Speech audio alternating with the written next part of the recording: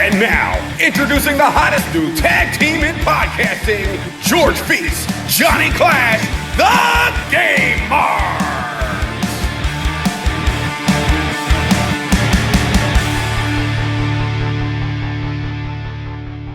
Welcome to episode 9 of the Game Marks podcast. My name is George Feast, and I, as always, am here with my tag team partner, independent wrestler Johnny Clash.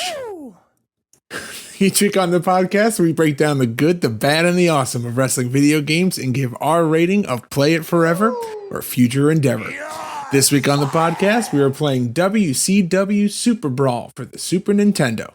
But before we jump into that, John, how are you, my friend? I am doing great. It is a lovely night here.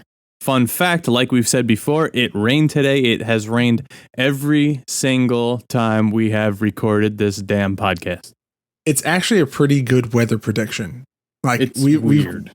We've become meteorologists based on what nights we're recording. We know that it's going to rain. How are you doing? I'm doing good, man. How was your birthday? Really good. My birthday was great. My birthday was a lot of fun, similar to last week's episode. As this episode is airing, your birthday was 2 days ago. As was your wedding. This is true. You got married on my birthday. What a beautiful day. It was planned. It was the birth of me, and it was the birth of your love. Wow, that may be the cheesiest thing that you ever say on this podcast. Did anyone interrupt your wedding? Did Kane come out, or no? I mean, you could do a run-in. I'm going to be at the Islander game. Oh, okay. I'll probably have a way worse day than you. Speaking of, a little follow-up from last week. We put it out to our listeners. I posed you the question. If you were to mash up any game with any other type of game, what would you choose? You said you would like a wrestling racing game or something like Crush Hour, but not. I said perhaps a Grand Theft Auto type game with a wrestler in it and other wrestlers you could talk to, walk around. Yeah, kind of like a fleshed out version of the backstage area of Here Comes the Pain. That's exactly what I was thinking. But we put it out to our listeners. We said, if you have any ideas, hit us up. You specifically pointed out, hey, Brian G., if you're listening. Well, he was listening, and he actually sent me a suggestion. That's great. Can't wait. So he said, I have a follow-up for George calling me out on the question of the week. I said, fire away, like not thinking what he would send me. He sent me a screenshot of the WWF Superstars Shootout. Have you ever seen this thing? No, what the hell is that? So, you know the table hockey game with the little pegs, you turn them, kind of like foosball? Yeah. So this existed, kind of like bubble hockey. This existed in the 80s from Remco with WWF. Holy shit. I'm Googling. I'm pretty sure that they talked about this on Major Pod. I think so, yeah. And I looked it up and I'm pretty sure it was very expensive.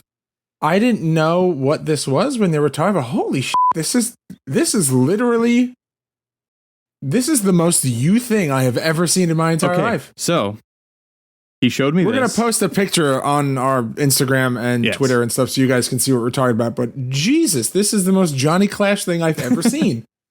So he showed me this and he said this, but NHL Hits style. So for those not familiar with NHL Hits, it was a typical midway game similar to Blitz, similar to MLB Slugfest. You know, you have big head mode, the puck goes on fire. You could check a guy through the glass. Very exaggerated, very fun, very whimsical. But imagine. I'm absolutely in love with this. I'm just looking at the box art, I guess, is with like the back of the box art where you just see Hulk Hogan and a small child in a hockey helmet for some reason playing this. This looks because you have to wear the helmet while you play. And Hulk Hogan doesn't pay attention to the actual game board. He looks dead at the camera. Yeah, just look at this. Tugboat. Hacksaw. Ted DiBiase, Mr. Perfect, Macho. Wow. Man, Warrior. This is great. Holy crap. Sergeant Slaughter's hockey stick is a bullet. Yes. Jake's looks like it's... Wait, hold on. Jake's hockey stick looks like Damien is around his neck and then wraps down into a hockey stick. This is insane. I love this. Flat out, just a version of this game as a video game. Yeah, I mean, I would take I'll take a version of PlayStation 3 had NHL 3-on-3 arcade. Yes. I'll take that. That was pretty much I'll take a version of that. I want this. I want this so open a new can of bad. worms, huh? So yeah, hold on. So this actually goes on eBay. I'm literally just about to Google it. With a beat up box. It says unused, but this is in very rough shape. It's $339.99, $35 shipping. Okay, I feel like if you're selling something for that much, cut the shipping. Yeah. You know? I recently bought a Sega game. I bought WWF Raw for Sega because I got the Sega Mini. I don't have games to play it other than what's included on it, and you could only play Sonic 2 so many times. So I bought Raw. We've talked about how that's your favorite Sonic game before, right? Yes, like that's not new. Okay. So I bought Raw, and it was like $2.99. You know, it wasn't anything crazy, but then the shipping was like $5. Like just put it in a bubble mailer and send it off. Now, did that send you down a deep, deep wormhole of just looking at all the retro Sega games that you used to play as a kid? Yeah. Wrestling and non-wrestling alike? To be fair, most of them were either hockey, baseball. I had some of the 32X games. Like we mentioned the Star Wars, the TIE Fighter game.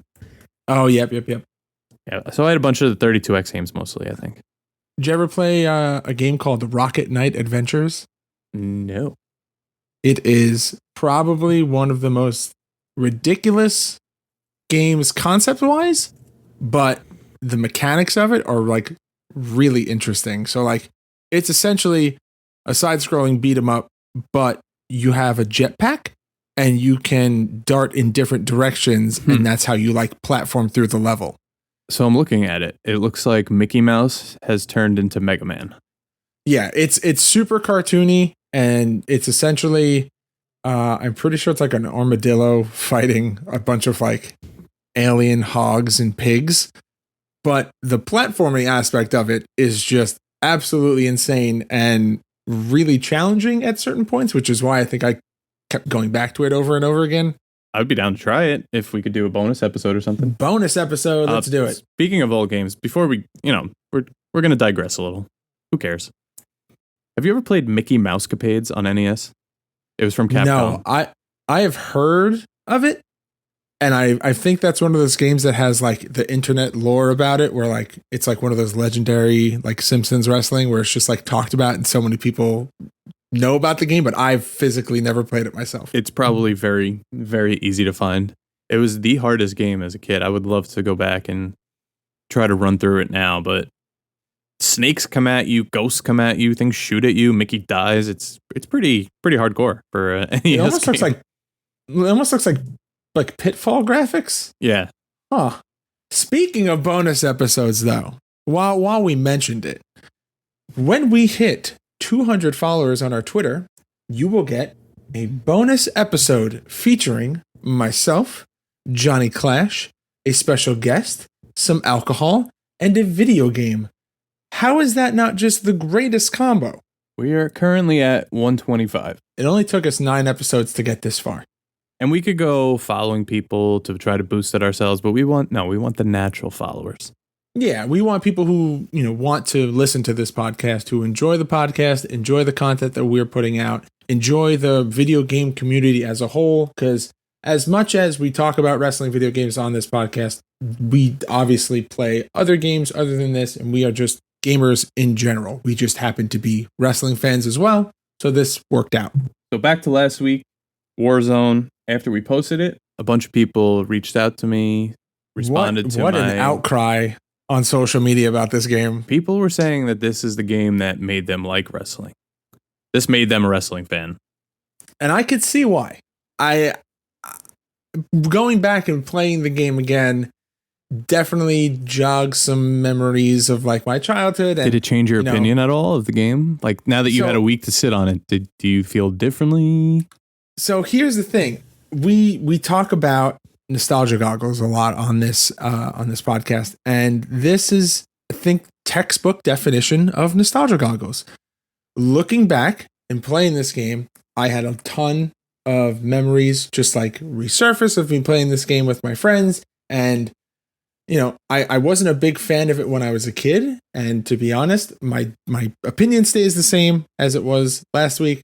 I'm still going to future endeavor it. But while we were playing it, I definitely was leaning more towards playing it forever. But I think that that's a big factor because, one, I was playing it with you, and I feel like a lot of the games that we play, we just have a good time recording this podcast, so we could literally be playing anything, and it just makes it fun. Mm-hmm. And having the nostalgia goggles factor of remembering my childhood is the reason that I was walking that line. But mechanically, graphically, I'm still sticking with my original judgment. Yeah, and I think it just kind of made me want to play Attitude and the ECW games. I got to tell you, I kind of feel the same way. Like, I'm looking forward to playing Attitude. I think maybe that might be a game that I play forever. Enough of that. That was last week. This is this week. As of this recording, we just saw the My Career mode in 2K20. We just got the full roster reveal. Did we ever? But, George, we still haven't seen any gameplay. We still haven't seen a match. We've seen snippets, I think, we saw the of trailer. gameplay, but it's gameplay cut up in a video package style. It's not actual hard gameplay. Right. And the game comes out in less than 2 weeks. I gotta say, over the last couple of weeks, we've been talking about this game, and I've been really, really hyped about this game. We've talked about how we both pre-ordered the game. It's a little worrying. It makes me feel like there's maybe a lot of, we live in the age of gaming now where, when we were kids, if a game went out with a bug, that's just how the game was. Now we live in an age of hot fixes where a game can release not 100%, and then you get those day one patches. And it's frustrating because you get home, you're excited to play the game, you put the game in. 7 hours to download, and you're like, Yeah.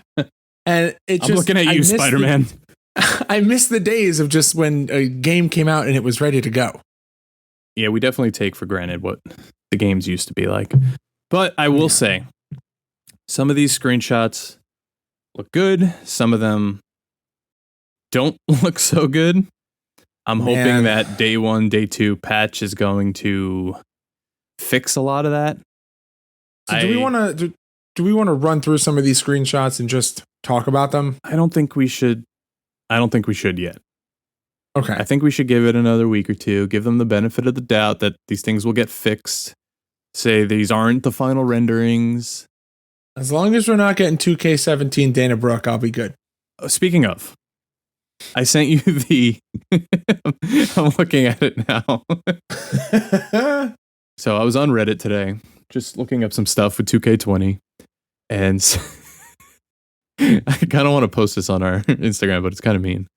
Someone took a 2K17 Dana Brooke screenshot of her roster picture, her overall, and wrote caption, "New Bump in the Night mystery character reveal." But it's the way her eyes and her face. Which is one of those things where if you've played the game and you've seen it, then you absolutely know like where it's from. Because as soon as I saw it, I knew it was like, this is not from this game. I know that they fixed a lot of the errors that they had with her player model in the newer titles. But man, that first year for her in the games, it was rough. I felt so bad. The roster came out. As of yesterday, before the main reveal, we were already at 176 wrestlers revealed, which is right on par with about 2K16, 2K17. Okay. We got even more today. Would you like to do the honors of reading those? Not really, but I will. I think you owe me that one. But yeah. People are generally not happy with this roster. There's a lack of NXT. There's a lack of NXT UK. Yeah. I have a lot of thoughts about this. We'll talk about it more. We'll get everything out, our feelings about the final game. But for right now, we're sticking with the news, and we have a ton of people to read. And I'm not really looking forward to this, but here we go. Starting with the $500 shirt The Rock, Adam Cole, Akam, Akira Tozawa, Aleister Black, Alexa Bliss, Ali, Alicia Fox, Andrade, Andre the Giant, Angelo Dawkins, Apollo Crews, Arya Davari, Asuka, Baron Corbin, Batista, Bayley, Becky Lynch, Beth Phoenix, Bianca Belair, Big Boss Man, Big E, Big Show, Billy Kay, Bo Dallas, Bobby Fish, Bobby Lashley, Booker T, Braun Strowman, The Brian Kendrick, Brie Bella, Brock Lesnar, Brutus the Barber Beefcake, Buddy Murphy, Candice LeRae, Carmella, Cedric Alexander, Cesaro, Chad Gable, Charlotte Flair, Christian, Chyna, Kurt Hawkins, Curtis Axel, Dakota Kai, Dana Brooke, Dash Wilder, Diesel, Dolph Ziggler, Drew Gulak, Drew McIntyre, Dusty Rhodes, EC3, Edge, Elias, Ember Moon, Eric Young, Fandango, Finn Balor, Gentleman Jack Gallagher, Goldberg, Grand Metalik, Heath Slater, Hulk Hogan, Humberto Carrillo, Jake Roberts, Jackson Riker, Jeff Hardy, Jey Uso, Jim Neidhart, Jimmy Uso, Jinder Mahal, Johnny Gargano, Kairi Sane, Kalisto, Kane, Carl Anderson, Cassius Ohno, Keith Lee, Kevin Nash, Kevin Owens, Kofi Kingston, Kurt Angle, Kyle O'Reilly, Lacey Evans, Lana, Lars Sullivan, Lindsay Dorado, Lita, Liv Morgan, Luke Gallows, Mandy Rose, Mankind, Maria Kanellis, Mark Andrews, Mark Henry, Maurice, Mia Yim, Mickey James, Maria Kanellis, The Miz, Mojo Rawley, Montez Ford, Mr. McMahon, Naomi, Natalia, Nia Jax, Nikki Bella, No Way Jose, Noam Dar, Oni Lorcan, Otis, Paige, Papa Shango, Pete Dunne, Peyton Royce, R-Truth, Randy Orton, Randy Savage, Rey Mysterio, Razor, Rhea Ripley, Ric Flair, Ricky Steamboat, Ricochet, Robert Roode, Roderick Strong, Roman Reigns, Roddy Piper, Ruby Riott, Rusev, Sami Zayn, Samoa Joe, Sarah Logan, Sasha Banks, Scott Dawson, Scott Hall, Seth Rollins, Shane McMahon, Shane Thorne, Shawn Michaels, Shayna Baszler, Sheamus, Shelton Benjamin, Shinsuke Nakamura, Sin Cara, Sonya Deville, Stephanie McMahon, Stone Cold Steve Austin, Sting, Tamina, Titus O'Neil, Tony Storm, Tony Nese, Trent Seven, Triple H, Tucker, Tyler Bate, Tyler Breeze, Ultimate Warrior, Velveteen Dream, Xavier Woods, X-Pac, and Zack Ryder. Ooh. Wow. Now you know how I felt 2K16. Yeah, that's and I only messed up once. Yeah. Should I put the lullaby music behind it again? Yeah. So it's still a pretty big roster. People are still complaining about it. And you know what? The thing is that I'm going through this roster, and I've seen people talking on Twitter about people who aren't even on this list. Like I've seen mention of Molly Holly. I don't remember if I mentioned Jim Neidhart. Oh yeah, he's on the list, but like Molly Holly's not on this list, and I've seen people losing their mind about Molly Holly being in this game.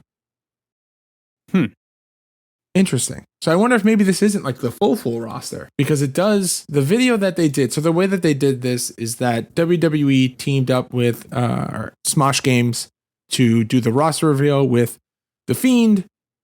And they had like a whole special episode of the Firefly Funhouse. They posted the roster reveal. And then towards the end, on that last page that starts with Shinsuke Nakamura and ends with Zack Ryder, it glitches out and it almost looks for a couple of frames that you can see something else. And then it just like cuts to the Fiend's face and then that's it. So I wonder maybe if that means it's not the final list. Maybe there's going to be a couple extra unlocks. You never know.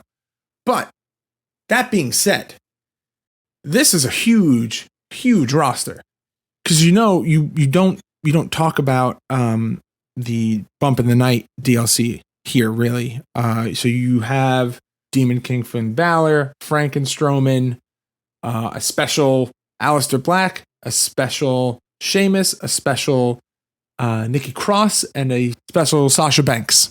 I think there's Zombie Sasha Banks. You have this crazy Demon King Finn Balor. You have Frankenstrowman, which is exactly how the name sounds. It's just like a Frankenstein Braun Strowman. You have a full-on Viper, Apex Predator, snake-like version of Randy Orton.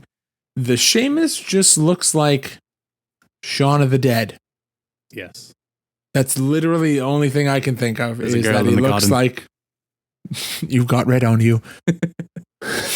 It's such a great movie. Yes. Underrated. But yeah, so that's really it. So there's definitely some things being left out, but we'll have to see what happens. Again, like John said before, it just seems like there's stuff that they're keeping from us. Like maybe it's that the game's not fully finished yet, and which is kind of worrying because we're only a couple of weeks out. Specifically, someone mentioned there's no Leo Rush, Killian Dane, and Alexander Wolf, and they took out Ivory and Jacqueline. So I think that you could probably remove these 9 playable characters of over-exaggerated Finn Balor and Braun Strowman and give us some extra actual wrestlers. Like, there's apparently 3 versions of Bray Wyatt in this game. There's also Razor and Scott Hall, which I understand, but just make it like a second attire. It's a character, yeah, or a costume. That's the way that you're supposed to do it. Do you think all this has to do with Ukes breaking away from 2K? I don't know. Do you think they were in like scramble emergency mode and they just kind of had to put the game out? Or I wonder if this is maybe like them trying to say like, we don't need you, and look at all the content that we could put in the game, and almost trying to put 10 pounds of shit in a 4-pound bag where it's almost unnecessary. Right. But like I said, or like we both just said, the multiple versions of people, it's not necessary. Like, what game was it that we played where you can select your character and then you can select what version you wanted of them? Warzone. That's last week. That I think makes the most sense. No Mercy, even. Yeah. All of the AKI games. Well, no, I thought there was one where you picked your wrestler and then like a second drop-down menu opened up. Was it 2K16? Yes, you could do that in 2K16. Where with like, you pick Ultimate Warrior and then like, do you want 96 Ultimate Warrior? Yep. Do you want 98 Ultimate Warrior? Yeah, it was that one. Yeah, it should be like that, because obviously you want those. If you have specific memories of watching people at these pay-per-views in specific costumes, that makes sense. You would want to recreate those matches, but keep them as costumes. They don't need to be completely different character models. Save that space for actual wrestlers who either A, don't get enough time in video games, or maybe haven't even been put in video games yet, at least not by 2K. Right. And I said before, I was on a Reddit thread about 2K20. So one of the titles was, I hope WWE 2K19, this is from last year, flops really bad in sales, so WWE considers breaking off their deal with 2K, or 2K actually starts making an effort in making a goddamn replayable wrestling game. Huh. What? And all of the comments were like, dude, relax. That's a lot to wish. Right? Like, what would you have other than that? Fire Pro Wrestling? And why can no wrestling fan ever on the internet spell properly? Give me a period. Give me a comma. Something. IWC gives a bad representation of most wrestling fans. But 2K15 had 76 people on the roster. That was 5 years ago. It increased by over 100. That's wow. So if you don't do you think you played 18? I didn't play 18, and I played 19. You didn't like 18, and I didn't. And I liked 19. So there was obviously an improvement from 18 to 19. So you don't think there's going to be one from 19 to 20? But my major gripe, I thought the gameplay of 18 was phenomenal. I loved it. I loved the roster. I loved the actual gameplay mechanics because it just improved on the year before. But they put loot boxes in. Yeah, that sucks. And I'm a big fan of the creator wrestler doing the my career mode and creating my wrestler, creating this story in my head of like how my wrestler came to be. And it kind of takes you out of it when you're like, oh, I have to like win this match and do this thing. And if I don't do that, it's not like the storyline changes. It's that now I can't unlock this move set for another month because now I didn't make certain challenges happen. It seems convoluted, and I understand why certain games have loot boxes, but I feel like wrestling games by no means should have them. Right. And if you're not happy about a roster when they give us the showcase mode, they give us towers, they give us the new stories, which are unlike the stories from the past 10 years in these games, then go play something else. Yeah, I feel like the wrestling community when it comes to video games. When it comes to everything.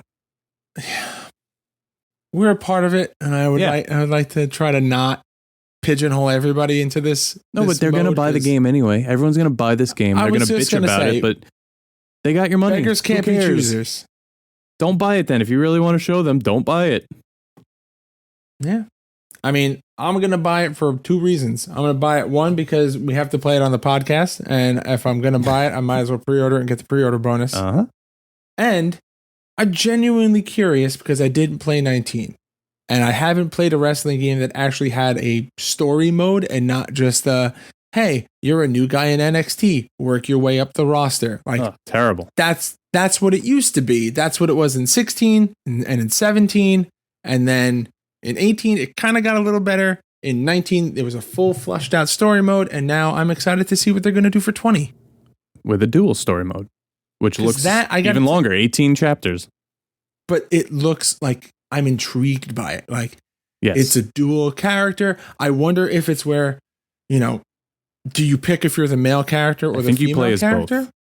Or that's what I say. I hope it's that you play as both, because then you get to design 2 characters. You get to customize them. You can make them like a tag team, or at least a part of like a similar faction where like they're a group, and it almost like a Triple H China kind of thing. Right. So let me read you some numbers quick because we're already going way too long on this. Yeah, Jesus. We're hot. It's hot. 2K15 brought in, on the first week, the units sold over 570,000. That was the highest out of all the 2K games so far.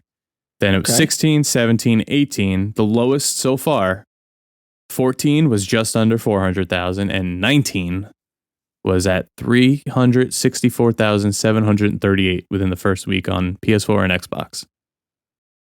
It's really low. It's low. I say it's low, but it's not. There's games that have done significantly less than that. Right. It's not a bad number. It's not an ideal number. It definitely doesn't, like you said before, it definitely doesn't match the numbers of the years prior. But maybe they're trying to build some hype off of The Fiend and how popular he is and how different he is to build this up. So maybe we'll be back into the 4s, maybe back into the 5s. Like I said, I am by no means backing this game 100%, but as a wrestling fan, as a video game fan, I'm trying to stay optimistic. I play NHL every single year. I play Madden maybe every other year. Like, the games change, sure, but I want the updated looks, the updated roster. I'm unfortunately an Islander fan. I want Nassau Coliseum and the Barclays Center, wherever the hell they're playing that year. And then in 2 years, you'll get... I'll get Belmont. You'll get Belmont, and that'll be good. My one last thing here, comicbooks.com put out an article about people complaining about the roster. 90% of the complaints are that Tori Wilson is in the Hall of Fame and she's not in the game. But isn't that usually a DLC pack? Yes, and who cares? Well, apparently there's not going to be many DLCs this game. But the DLC packs that's fine. There doesn't have to be many, but typically the DLC packs that you get for each game are your Kickstarter and at least one moveset, and then you get 2 to 3 character packs. So maybe they split it up. Maybe they do my Kickstarter and a moveset as one package, and then they do 2 wrestler sets. You get your Hall of Fame set, and then you get your, maybe you get a combined pack. She wasn't even in Day of Reckoning, and that's when she was in her prime. Who cares? No one's going to play as her anyway. Okay, can we get off the 2K20 topic? Yeah. I'm getting a little upset. Are we jumping into the question of the week? Yes, and I believe it is your week to read the question. But before we get into the question of the week, this week's question is sponsored by Create a Pro Wrestling. This Saturday, October 19th in Lynbrook, New York, Create a Pro Wrestling presents Hardcore Halloween featuring ECW legends The Sandman, Little Guido, Just Incredible, Julio De Niro, and all of your favorite Create a Pro wrestlers, just like me. Tickets start at $20 and are available at createaprowrestling.com or at the door.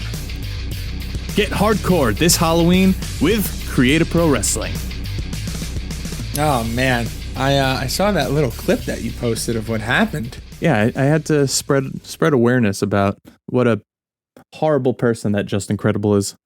Yeah, he got you pretty good with that kendo stick. Yes, he did. And now that the Sandman's on the other side, I'm hoping not for a repeat, but I'll probably end up just throwing Kip in front of him anyway. Hey, you know what? I'm a big fan of that plan. Yeah. Also, this is a perfect opportunity for you to issue your challenge, not only for Just Incredible in the ring at your Creator Pro show on October 19th, but also to challenge him to come on the podcast and play you in ECW Anarchy Rules. I will try my best. I'll talk to Sandman. I'll talk to Guido. I'll talk to him. Julio. Julio's actually been coming down to Creator Pro to train, so super nice guy. That's great. That's shame I'm going to have to pin him, but you know. you don't know who's going to be legal, and if you don't pin them, technically you're not making enemies. This is true. So, what is your question of the week? Okay, so we spent probably the last 25 minutes talking about 2K20 and everything that we've seen about the game, everything that we were hoping for the game. I think, a couple of weeks ago we talked about the cover reveal for 2K20. Who do you think should have been on the cover of a wrestling video game that either wasn't featured prominently enough or didn't get a cover at all? That's a hard one. I mean, it's different. Let's see. 14, we had Rock. Then it was Cena, Austin, Lesnar, Rollins, AJ. Now Becky and Roman. Man. So I have one that I know for sure has never happened. Okay. At least not with like a prominent. He's been on a lot of them, but he's never been prominent. Bret. Okay. Bret Hart has been on a lot of covers of video games, but he's never been featured prominently. He's always been with other people sharing the spotlight, and I think that he's had, obviously, an incredible career and should have a featured cover himself. I would say, like, Rey Mysterio. That's a great answer. Or even, what about, like, the full NWO? Yeah, all three of them. What about Edge and Christian? Or just Edge by himself? See, because they had that one year. It's SmackDown vs. Raw 2009. Yeah, those always had like a bunch of people on them, though. Well, no, the 1 year it's just DX. Like 2009, it's just DX on the cover. It's just Hunter and Shawn. Yeah, you're right. And like that's cool. Could you imagine if they did like a special edition with like the Hart Foundation, the Hardy Boys, did a special Edge and Christian, the Hardy Boys, or they did like a special TLC edition where you had the Hardys, the Dudleys, and Edge and Christian. Kurt Hawkins and Zack Ryder. How about that? Ah, there we go. The major edition. Actually, something NHL did one year. They do the vote every year on who's going to be on the cover, which they did for a while. I don't think they do it anymore. But there was one year that... I remember the year I voted for John Tavares. That's what I was going to say. He didn't win, but they showed the cover anyway, and they kind of made a printable version that you could print at home. So I'm pretty sure my, whatever it was, NHL 14 has a printed version with him on the cover. That would be cool to kind of put those out there. Like, hey, if, you guys want to complain about the cover, here's some alternates that you could just print and put in the game. What about in a couple of years, you get like an undisputed version and you have Undisputed Era on the cover? Why not? Like, and you know what I'd like to do? I would like to open that up to the public. What about Eddie? Eddie, that's great. Eddie's perfect. Like that's what I'm thinking. So like you think of Kurt Angle, you think of The Rock, you think of Stone Cold. Like I can think of covers with all of them on it. In fact, I'm pretty sure there's a video game cover that has all three of them on it. Mm-hmm. But there's just certain wrestlers that haven't been, that's a huge spotlight to be shined. Some people didn't get that, and I think that they deserve it. So I would like to open up that question to everybody else. Should we call out some people? Anybody you want to call out that listens? Maybe want to get an answer this week? There is one man I want to call out, and that is Tony from Luch Arcade. Oh, it's funny that you bring Tony up because this week The Deep Dive is sponsored by Luch Arcade. Have you ever wanted to go back and watch all the wrestling video games you remembered growing up? Well, look no further than Luch Arcade to relive all those wrestling games, past and present. Our friend Tony at Luch Arcade streams all of these games that we loved and hated every single night on Twitch. If you think our ratings are harsh, you should hear his. Tony's been collecting any and all wrestling video games since 1998 and is sharing all of his hidden gems with his followers. Head on over to Twitch and find him at twitch.tv/LuchArcade Live. That's LuchArcadelive, and follow him on Twitter at Luch Arcade. So, we are now in the deep dive. It's about time. Okay, so we're now roughly 40 to 45 minutes into the episode, and we're now just getting to the game. That was probably the longest intro section that we've ever had, but it was good. I think we're a little fired up. Yeah, there's a lot going on. This is an important next couple weeks coming up in the video game world. But this week, we are talking about WCW SuperBrawl, which was published and designed by Beam Software and FCI Inc. It was released on the Super Nintendo in 1994, and being that I read the entire roster for 2K20, I think that you should take us through the massive roster for WCW SuperBrawl. Okay. Are you ready? Warm up those lips. Do some vocal exercises. Ooh, how now, brown cow? How now, brown Hey, Okay. Yep. Okay, you're good? Crack my neck a little. Okay, ready? I believe in you. Barry Windham, Flying Brian Pillman, The Natural, Dustin Rhodes, Johnny B. Bad, Nature Boy Ric Flair, Rick Rude, Rick Steiner, Ricky the Dragon Steamboat, All-American Ron Simmons, Scott Steiner, Sting, Vader. There's a lot of Ricks in that. That's it. Rick. 4 Ricks.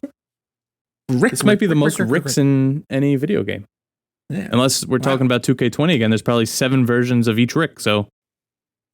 Okay, let's not get back into that. Speaking of the roster, every member of the roster has a profile. When you click on their name, it shows their height, their width, a little bio about them, and which is cool. And you get like a little description of their sound finisher. bite, and like a little sound bite, which is kind of neat. Yeah. Click on Sting. He goes, "What's the noise?" Oh, you know what that reminds me of? What? I think we need a little MIDI smooth criminal going on right now. I'm not doing it this time. I'm not doing it. You know, when you start editing these episodes, you can go back and put Smooth Criminal in there. Oh, God. So, roster notes. What about some trivia? So, roster notes, trivia about the roster? Ric Flair and Johnny B. Bad are exactly the same size, according to the game. Barry Windham is the tallest wrestler in the game. Rick Steiner is the shortest. Brian Pillman's the lightest. And Vader is the heaviest. None of that is absolutely relevant at all to the actual gameplay. But there's no weight detection. No. There's no, yeah. No, it has no bearing on the gameplay at all. Everyone could go into the top rope. Vader throws a amazing drop kick and what I guess I'm going to call a Canadian destroyer. Every person has a sunset flip that looks exactly like a Canadian destroyer. It is Brian Pillman's top rope finisher. He leaps off and delivers a Canadian destroyer. It's beautiful. It almost is kind of like a Panama Sunrise. Yeah. To execute these signature moves, you have to press B and Y together. That's a far cry from last week. Oh, yeah. Left, right, X, 0, circle, whatever. Up, down, Yeah. left, right, BA, start, select. So every character performs suplexes, backbreakers, tombstones, atomic drops, various diving attacks, and a variety of kicks, punches, elbows, and forearms. I think they all do a kind of off the rope, against the rope, off the rope. Like spinning dropkick, kind of like low key, I guess. Yeah, it Very almost weird. looks like you know how the Undertaker does his flipping clothesline. Yeah, exactly. It almost looks like that, but it's a dropkick. Right. Like if someone, it's hard to explain. It's just a flip, and you hit the person pretty much wherever you are. almost like they're going for like a dragon rana, but then it just is a drop kick at the end. It's pretty, but it's ugly, if that makes any sense. So I want to talk about the way this game is presented and the ring and the game area itself. I'm jumping a little bit, but it takes place from a 3/4 overhead perspective. So which in theory, it's on a when diagonal. you first see it, you're like, oh, that's interesting. It's like not a traditional camera view. But when you hit the ropes, you start running diagonal rather than straight, and it kind of just throws off your running moves. It's very hard to get to the buckles. You essentially just run on a grid. Right. And I think at some point when we started playing, I said, I hate this game. Yeah. I said, I never want to play this game again, which we'll get to that later. Maybe my opinion changed as we went on. According to some critics, some finishers are considered weak, such as Dustin Rhodes' Bulldog and Johnny B. Bad's left hook. They say they don't look like finishers. They just look like basic moves, which I definitely agree with. Now, playing, you were Ric Flair for one. I was Sting for one. They both have submission finishers. I figured you would just walk over to the person who's downed and you would just do it by their feet. But no. Nope, eye poke. Rick did the little eye poke. It was very quick. It kind of just looks like he flings his hand at you. And Sting does a running clothesline. But if you miss that clothesline, your signature goes away. That kind of pissed me off. How the signatures work is that you get similar to other games, you build up your stamina, you store a finisher, except you don't actually store a finisher. You just kind of fill a bubble, you get the S, and then you have an attempt to do it. And if you miss it, you go down to a half bar. I like it, but I don't like the fact that if you miss grappling the guy for the finisher, it goes away. I gotta say, this is a very interesting kind of finisher mechanic coming from the other games that we've played of like building up a special bar or having a ridiculous button combination or, an example with In Your House. Only some wrestlers really had finishers. It was mostly just like combos and, Undertaker had a fatality. Right. I don't know. Would you classify this as an arcade style game? I don't know. See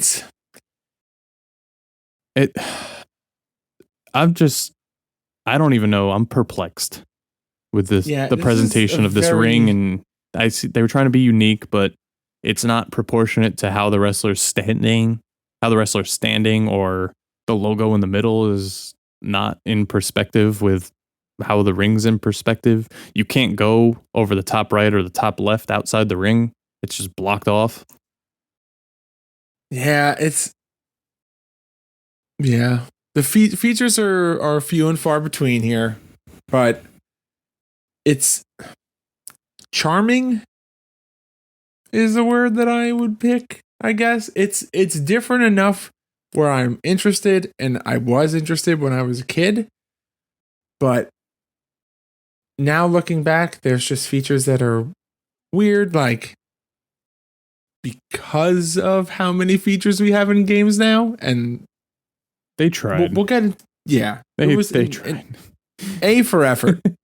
So the game modes, we have singles, tag, an 8-man tournament, a tag team tournament, and dun dun dun, ultimate challenge. Ooh, baby. The player must defeat every other wrestler in the game. Oh, now, yeah. These matches all have different stipulations that could be applied. They could be contested under one fall. First to 3 falls. No? Okay. 3 falls. Or you could have a time limit where the most falls within the time limit wins, which is pretty much an Iron Man match, but... how come we didn't do that? That's not what we chose. That was not on the SuperBrawl roster. That's true. It's kind of cool that's in there, though. I probably would have done that mostly. It's at least competitive. The features from this game, we've already talked about the 3/4 overhead perspective. During the course of a match, boxes pop up showing the referee counting. Tony Schiavone did the commentary. What did you think of that commentary? It didn't sound like him, but I guess it's all SNES up, so... There were certain things... I'm impressed that it's even on there, to be honest. Yeah, there were certain things that were on there that you kind of like, oh, it does kind of sound like Tony Schiavone. The picture looks nothing like Tony Schiavone. Nothing at all. Nothing. That little picture that pops up. It's almost like John Laurinaitis. I don't know who. It's like some weird combination of both of them. Yeah. This was a feature that I liked as a kid. It's kind of interesting now. Wrestlers pop in and out and say a catchphrase. Typically, it's the catchphrase from the character select screen. Usually after they hit their signature move / finisher, whichever you want to call it. It was a nice touch when we did our warm-up Ric Flair versus Sting. No, I was mad. When we did our warm-up Ric Flair versus Brian Pillman match. I hit you with the figure 4 leg lock, and a little window popped up. Ric Flair was in it, and he said, woo, and then the match went on. That was a little cool. It's like there's no taunts in this game, so it kind of fills that void. There are 3 levels of difficulty in this game, and if I had to guess, I would think that they would be easy, medium, and hard. Do you agree, Clash? I would agree, but of course we have to WCW this up. Yeah, so you have the TV is your easy mode, the US is your medium mode, and the World Heavyweight Championship is your hard difficulty. Now, that being said, playing against the computer in this game, it's very challenging at some points. I've honestly never done. Before today, I never even played this game. Full disclosure. Never even thought to play it. Didn't want to play it. And that's so weird. You're such a WCW mark. This probably goes against everything I've said about any game I like that you didn't, but there's so many better games out there. Wow. It's like my words coming out of your mouth. We've officially hit that point of the podcast where we're finishing each other's sandwiches. Oh, I guess I didn't appreciate this roster either when I was little. Kind of seemed boring to me, other than like Sting. Maybe Brian Pillman. I was always a fan of his. Yeah. Also, I have to say, this is 1994. I didn't start watching till 98. So this isn't, for you, this isn't even good Sting. No, every Sting's good Sting. Let's take it easy there. But to look at it, Scott Steiner is not who I knew him as. I didn't know who the hell Johnny B. Bad was. I didn't know that was Mark Miro. Big fan of David Bowie Sting? Yes. Didn't know Dustin Rhodes was Goldust, It's things like that. It's like Ron Simmons is Farouk. I didn't know that back then. Why would I even play this game? I also didn't have a Super Nintendo. My cousins did. So I was bound to play pretty much whatever they had, which was Royal Rumble on SNES. I can't wait to play Royal Rumble. That is probably one of the bigger wrestling games of my childhood. Yeah, that's a top tier game for me as a kid. Good stuff. But now it is time. Are you ready, Clash? I think I'm ready. Tell me about that reception. So, GamePro gave the game a generally negative review. They remarked that while the game has a good number of features and excellent licensing tie-ins, such as digitized images and sound bites of popular wrestlers, stiff animation and mediocre gameplay makes the experience strictly second-rate. Agreed. Very much agreed. Cool features, game itself, nah. Yeah. GamePro left a lot to be desired. Right. GamePro noted that the stiff animations make it difficult to line a wrestler up in order to execute a move. I said this 17 million times while we played. This was the hardest part. Unless you're Sting, then you hit that flipping dropkick from no matter where you are in the ring. Can't believe how many times you hit that fucking dropkick. Unbelievable. Unbelievable. A move that has no business being done by Sting, first of all. And a move that has no business being as accurate as it is. You hit it every single time. Well, you shouldn't have been standing there. Didn't matter where I was standing. All Game gave the game a score of 2 out of 5 stars. The website noted that this game was similar to WWF Raw and WWF Royal Rumble, which featured WCW's main rival, the WWF. But that game clearly did a lot better. This game right now, if you want to look at SuperBrawl, it's roughly like $12, $15 on eBay. It's nothing crazy. There's no big trade-in value to it. It's not that much of a collector's item. Did you have this physical copy? I still have a lot of my Super Nintendo games. I don't think I had this. I think I borrowed it from a friend, and then I eventually gave it back to them. I think we did like a little cartridge swap, Right. and then eventually we swapped back. But I had this game for a while. I think we actually rented it from a relic of a place called Blockbuster. Ooh, my favorite place. We've talked about Blockbuster. Now, last time we talked about it, you mentioned that we were like the Friday night kids, right? Mm-hmm. Yeah, that With was Mountain Dew Code Red. There's just something. It's like a lost art. Like it was just something about like that, like thrill of the hunt. Like it's Friday. I know the weekend's coming. I don't have that much to do. Maybe I have to mow the lawn, and then I like game time. Just hang out. I would rent maybe a movie. Also, I don't know. Get some popcorn, some Twizzlers. Yeah. Go out, ride your bike during the day, come home and play video games and watch movies and eat junk food at night. That was my entire summer. Now, do you remember any like hype for this game? Any commercials on TV? I'm looking on YouTube and I don't see anything. No, the thing that stuck out most to me. Wait, this is interesting. Okay. 1, 2, 3, 4, 5, 6, 7, 8, 9, 10 down. When I look up SuperBrawl on SNES, is Luch Arcade. Whoa. Good for Tony over there. Our good friend Tony. Seriously though, I do love him. He's very interactive. Absolutely hilarious to talk to on Twitter. His videos are hilarious. He's done most of the genre of the good, the bad, and the horrible. And he has everything. Oh yeah. And just to see his reactions live, like you can see his face in reactions to the things that happen in the game, whether they bug out or the game's just bad. It's all him. He rage quits on Twitch almost every night. You can't see fantastic. Our reactions because I edit them out. If I didn't, we might not have a podcast. Oh no, that's not that is not friendly for folks besides us. Okay, George, it's that time. All right. Do you want to talk about Clash at the Feast?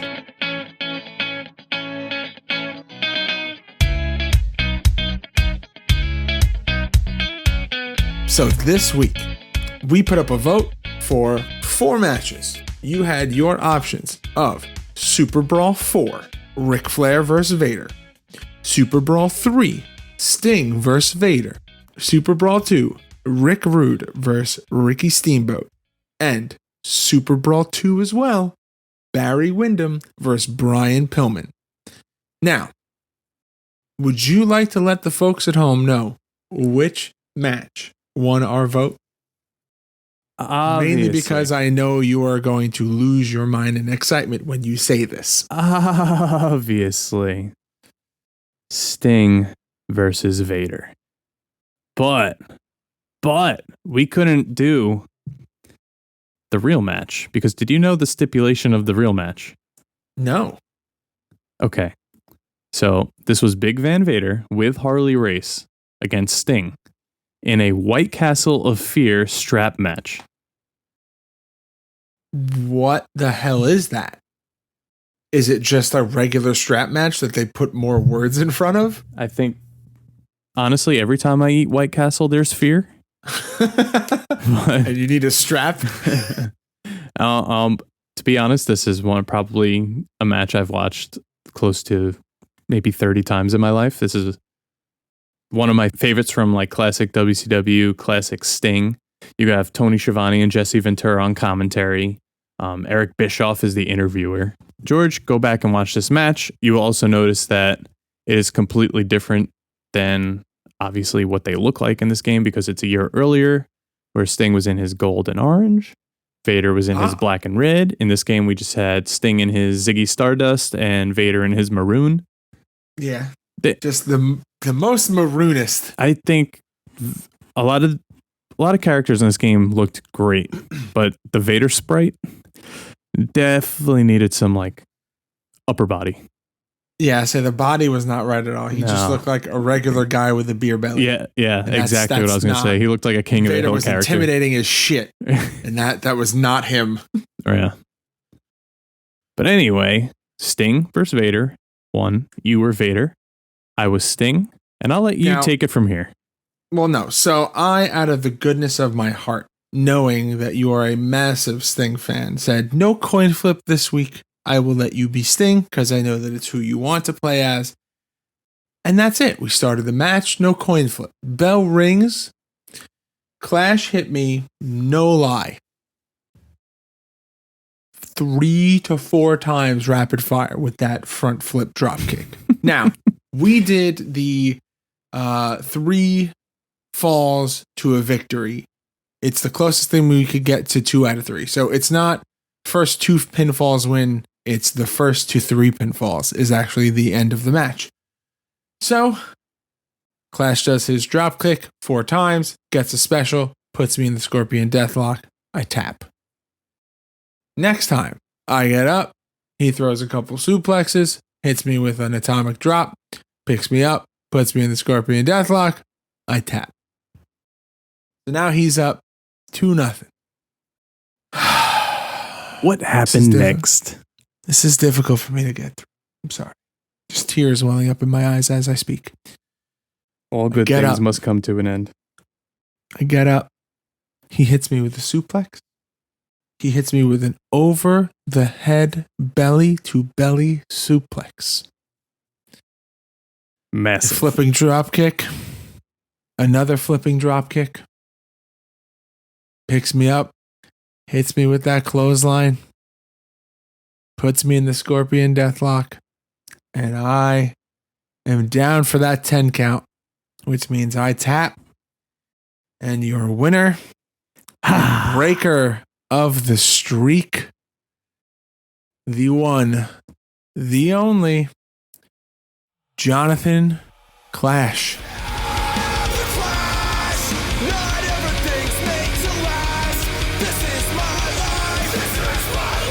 So we are now at 5-4. You are still leading by 1 game, but I'm feeling pretty damn confident knowing what I'm choosing for my birthday episode next week. Let's talk about your ratings, because you played this game with me. You played a Sting. You won the Clash at the Feast. This week, are you going to play it forever or future endeavor? WCW SuperBrawl Wrestling. Okay. Take some time. Think about it. I don't think I need to take much time, but I have some thoughts here. All right. I'm all ears. I was pretty fired up earlier. I think with the whole 2K situation we're going through, I think my little rant got a little heated. I think you took your aggression out on Vader. I definitely think I took my aggression out on Vader, which is probably why I won. Maybe next week I'll, do the same. But depending on how the next week goes. So I had kind of high hopes going into this game because it is a WCW title. My favorite wrestler and wrestlers are in this game. This is one of my favorite eras to go back and watch and study and tape review, and it's the best. Let's go. Out with it. Then the bell rang. And then that damn bell rang. Future endeavor. Final answer. All right. I don't think I could go back and play a game where when you run, you hit the ropes diagonal and all that crap. I got to say, though, when Ric Flair hits the ropes, it looks like Ric Flair hitting the ropes. It does. It does. He might have been what they modeled at something after in this game. Yeah, it's very interesting. I will say this. During our first run, our test run, which was a best of 5 between Flair and Brian Pillman, I started having a little fun. I think it was the first round. Then by the second round, you realize, okay, the game just kind of starts over. Health meters back down. Oh, yeah, that's the other thing that we didn't talk about. Every time there is a pinfall, your health resets, your stamina resets, and your special bar resets every single time. I think that kind of pulled me out after that. It sucks all the fun, like all the momentum out of the match. So by round 3 or 4, you're kind of like, okay, let's end this. Which, by the way, if you pause the game, you can't quit the game. You have to keep going or restart or something. Yeah, there's no exiting, at least that we found. Yeah, I tried a lot of different button combinations, and you're trapped. So this was your pick, and I am saying future endeavor. Roll that beautiful Vince McMahon. Yeah, I mean, it's not a whole lot to say about this game that we haven't already touched upon.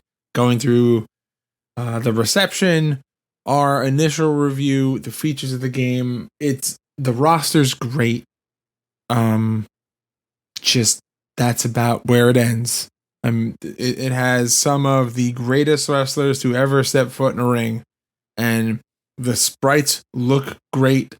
It's a shame they step in that ring diagonally. I say the ring looks great. Like, it's a great looking SNES ring. It's just at a weird angle. It kind of sucks all the fun out of it. We touched on the fact that you can only use 2 turnbuckles. The running of the grid is really annoying. But hey, we got Canadian destroyers. Yeah, out like so many Canadian destroyers. There's not a whole lot else to say. We pretty much touched on everything, and I gotta say, future endeavor. It's a game. It is. And I have a lot of fond memories playing as a kid, but it's not something that it didn't age well. This was a very good case of nostalgia goggles. I get it. They were trying to be different from Raw and Royal Rumble with the presentation, kind of like. I mean, that was WCW. They were trying to be different always, and it just ended up falling flat. Different For attempts to be better is good, but this just feels different for the sake of being different. Right. Not necessary. Like you could have done so much more with this game. Like, okay, hypothetically, imagine this game, but with a play style similar to Saturday Night Slam Masters. Perfect. Sign me up. So Saturday Night Slam Masters follows the same graphical style as, say, WWF Raw or Royal Rumble, but they don't play the same at all. Yep. That's different with better changes. It's not different for the sake of being different, and now you compromise a game.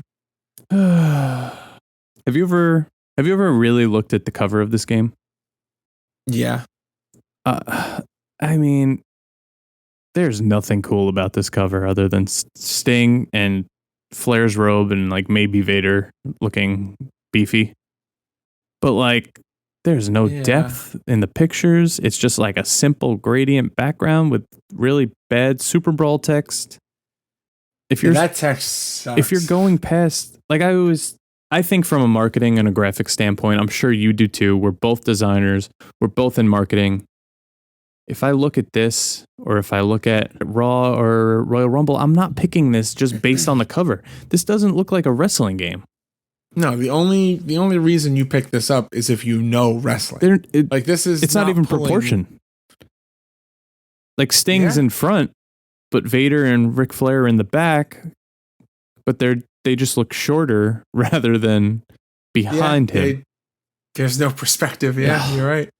I'm sure I'm the only psychopath that thinks like this out there. People are probably like, oh, that's a great cover. But yeah, I don't know. But I think I have an idea if you're down. Okay. Want to put our money where our mouth is? I have a feeling I know where you're going, and I'm afraid to take this on, but I think we should both redesign the cover. Clash at the Feast Design Edition. Oh, it doesn't have to be a competition, but I just want to. No, I like that idea. I just want to see.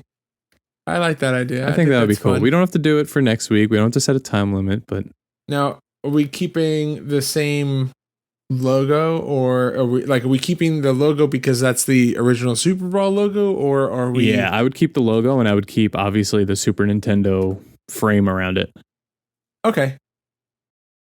I like it. Let's do it. I think that's fun. That would be cool. And if this, hey, you know what? If we post these online and Tony has got something to say, or maybe Brian G, or maybe one of my friends who probably don't listen to this, maybe Mark from Off the Hop Ropes got something to say. Who knows? I'm just glad they didn't give us the cover from Super Brawl 2000 where it's Booker T's back and he's just holding the big gold belt in space. Looks like he just got out of the shower. It's pretty funny. I have never seen. Are you that. kidding? You've never seen it? Are you searching it? I can send it to you right now. Yeah, I'm looking for it right now. WCW SuperBrawl 2000. Oh, what the? That is a nice back. Unnecessary for a wrestling poster, though. Wow. Actually, the cover of the VHS is Sid. It's not even they went away from this. That's ridiculous. Anyway, that's gonna be a fun little challenge. Yeah, that'll be cool. I think that's interesting. So I think we could put a bow on WCW SuperBrawl, kind of tuck it under our bed forever. Yeah. Now, wait a second. So I picked the game last week, and this was a surprise episode for you. So being that this airs a couple of days after your birthday, you get to pick next week's game, and I cannot wait to hear what you picked. Okay. So I've been thinking about this for about I've been thinking about this for a week now, and I decided to go with a game that I wouldn't say I played a lot of, but I definitely owned it. I definitely played it. I think its two sequels were a lot better than the first one, but the concept was there. So it's Crush Hour. No, there's no sequel to Crush Hour. Not yet. We are going with Legends of Wrestling. Ooh. Now, did you ever play any of these? No. They are not. not. What was this on? I played this for Xbox. They are also available for PlayStation 2. How did I not play these? They were very different because they're not licensed to any promotion. They are Acclaim, so they do have some feel of the old games. I feel like they never actually hit the mark where they wanted to. And by that point, WWE was coming out with Legends of WrestleMania, and the series was just over. Wow, But this game was great. The sequel was great. The third one was probably my favorite. Hopefully we get to that at some point. I'm sure we will. But Legends of Wrestling. I am actually excited to play. So I get excited to do this every week just because I like to play wrestling games. But I get even more pumped when it's games that we haven't played. So I look forward to going back and visiting the ones that we played as kids. But when we did Slam Masters, never played that game. It was a whole new experience. When we did Day of Reckoning, never played that game. Whole new.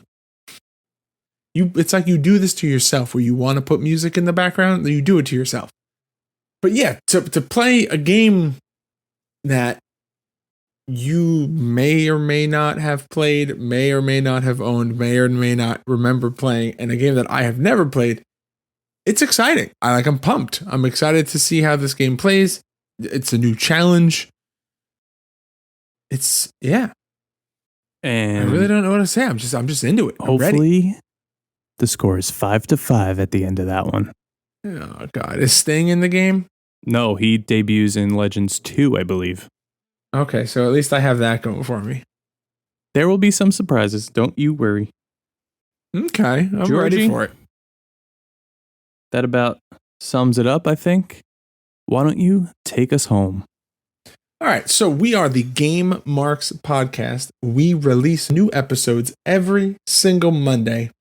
Please, please, please, please follow us on all forms of social media. We are at Game Marks Pod, and we have a nice website that is a one-stop shop for all things Game Marks. It is GameMarksPod.com. Please make sure to follow us on Twitter. When we hit 200 followers, we will be putting together a very, very special bonus episode, and we cannot wait to do that. The more followers that we have, the more bonus episodes and bonus content that we can post up. And you never know, we may branch off and start doing things other than wrestling video games. Maybe we'll go play the Suburban Commando video game because it's got Hulk Hogan in it, but it's not technically a wrestling game, so that could be some bonus content. You never know. We want to do it. There's only one way to get it. Now, Jonathan, if you listen to this podcast and you like this podcast and you think that we do a good job, what could you do to better support us? Please find us on iTunes, on Stitcher, on Spotify. Leave us a review, give us 5 stars, and we will be on our merry way to world domination, just like Booker T holding that big gold belt. Wow, that's a hefty plug. I like it. Big fan. All right, so that's it. We're taking this episode home. We put a nice pretty bow on it, and at the end of every episode, we do the same thing every week because it makes me smile and it makes some people laugh, at least one person. John, say something stupid. This is Tony Schiavone, and we're running out of time. We'll see you next week on Game Marks Podcast. Bam. Banana.